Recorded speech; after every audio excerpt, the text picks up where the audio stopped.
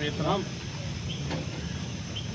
Insurance policy, జీవిత బీమా ఏదైతే వాళ్ళు డిమాండ్ చేస్తున్నారో ముఖ్యమంత్రి రేవంత్ రెడ్డి గారికి ఇంకొకసారి చెప్తున్నాను, మీరు ఎలక్షన్ మేనిఫెస్టోలో గెలకన్నా ముందు పిసిసి అధ్యక్షుడు ఉన్నప్పుడు ఈ అన్ని హామీలు మేము కంప్లీట్ చేస్తాం, మమ్మల్ని ఓటు వేయని చెప్పడం జరిగింది. కానీ 2.5 సంవత్సరాలు ఆయా వర్ష వర్కర్స్కు అనుకోండి, వివోలకు అనుకోండి, ఎవరు కూడా ఇంతవరకు సాయం చేయలేదు.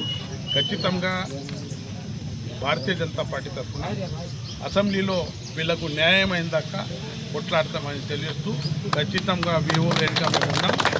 మా పార్టీ ఉన్నది, మా లెజిస్లేటివ్ పార్టీ నాయకుడు ముఖ్యమంత్రి మన ప్రధానమంత్రి మోదీ గారి దృష్టిలో కూడా తీసుకోబోతామని తెలియజేస్తున్నాం.